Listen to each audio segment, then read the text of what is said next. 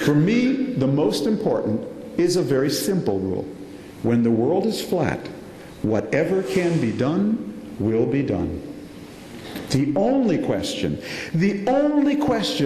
is, will it be done by you or to you? Just don't think it won't be done. When the world is flat, whatever can be done will be done. The only question is, will it be done by you or to you? Because when this many people have this many distributed tools of connectivity and innovation, if you have a good idea here in Tel Aviv, promise me you will do it, because someone in Toledo or at Tsinghua will have that idea 1 second later when the world gets this flat. And I see this all the time.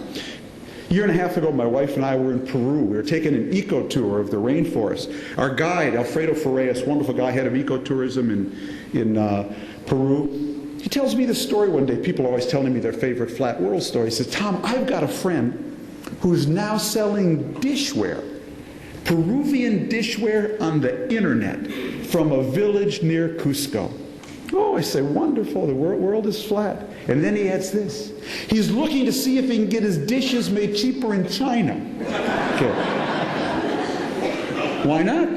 When the world is flat, you better do it before the villager next to you does it, because whatever can be done will be done. A couple years ago at the Central University in Budapest, they had a weekend seminar on the world is flat. All these European scholars coming screaming at me. It was wonderful. I came over for it. They assigned a driver for me to pick me up at the airport, take me around Budapest for 3 days, and then I left early Sunday morning. He was taking me to the airport. On the way to the airport, it's 7 a.m. I'm in the back seat, barely awake, barely alive, and he says to me, Mr. Tom, if you have any friends coming to Budapest, please tell them about me. I do tourism and diplomatic driving, business driving. I said, okay, give me your card. How will they contact? He said, no. Just go to my website. I said, you have a website? He gives me his card, his web address on there. I wrote about this in the 3.0 edition of the book. I got home, I look it up. The website's in Magyar, German, and English, with pages of photographs of all his services and music. Suddenly I had a vision of something Secretary of State Jim Baker said to me after he retired as Secretary of State. He said, Tom, how do you know you're out of office as Secretary of State in Washington, D.C.? You know you're out of office when your limousine is yellow and your driver speaks Farsi. Okay. How do you know you're in a flat world? When your Hungarian cab driver has his own website in Magyar, German, and English with music. Whatever can be done will be done.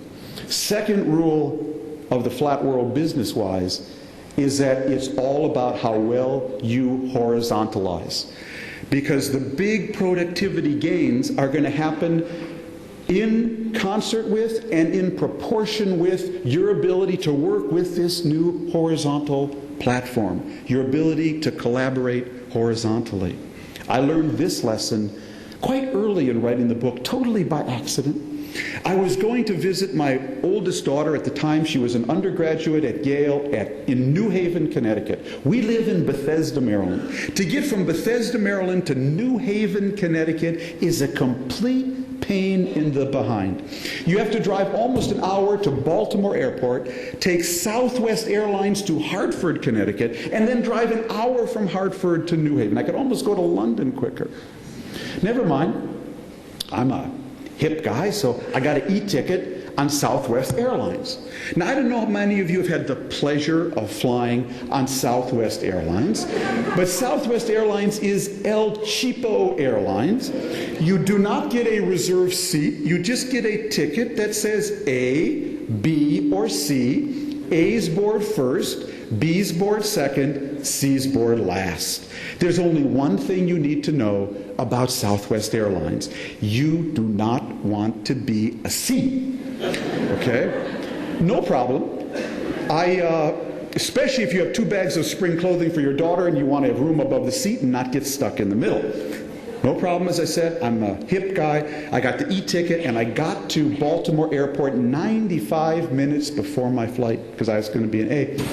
I stuck my Visa card into the Southwest e-ticket machine, and out came my ticket, and it said B. And I said, son of a... This thing is fixed. This is rigged. This is worse than Las Vegas. I'm here 95 minutes before this flight. There is no way I'm a B. Ooh, I was mad. I went and got my Starbucks and bagel and sat in the back of the B line, stewing. Well, 45 minutes went by, and then I saw it. Then I saw it. Almost all the A's seemed to be getting on, carrying what looked to me like just crumpled white home printer paper. As if they had gone online at 12:01 a.m. the night before and downloaded and printed out their own barcode and boarding pass. What I didn't know was that Southwest Airlines knew the world was flat, and it could now interface with its customers horizontally, not vertically. I looked at that, I said, Friedman, you are so 20th century.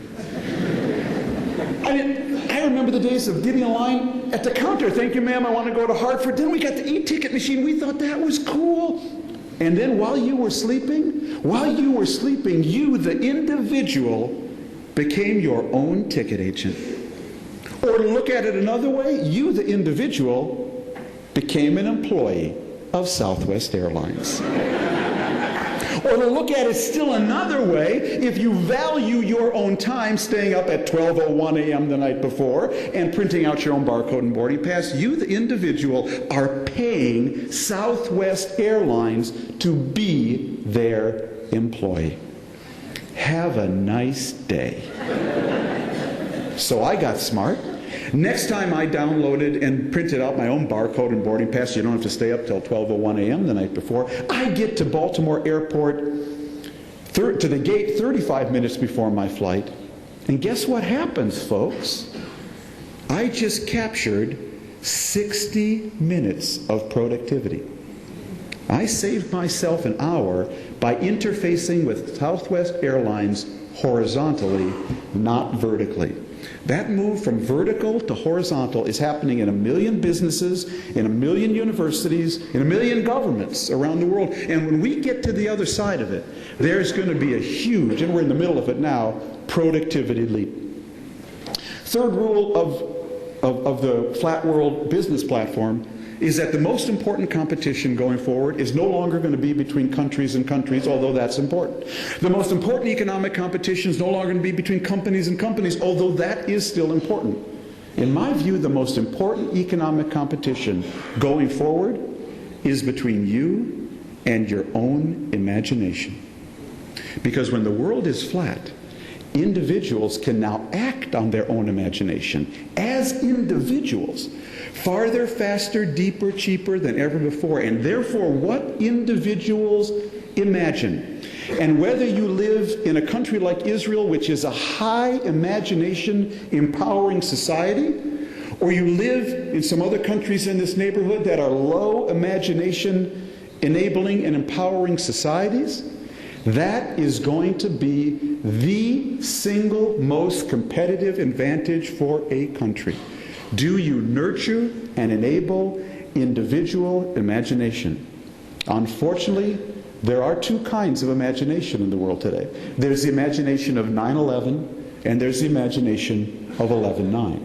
There's the imagination of people who brought down the Berlin Wall, and there is the imagination of people who brought down the Twin Towers. But individual imagination is where the whole ball game is going to be, I believe, as we go forward. And that leads to the fourth rule, or really what is, I think, central to Giddy's project here.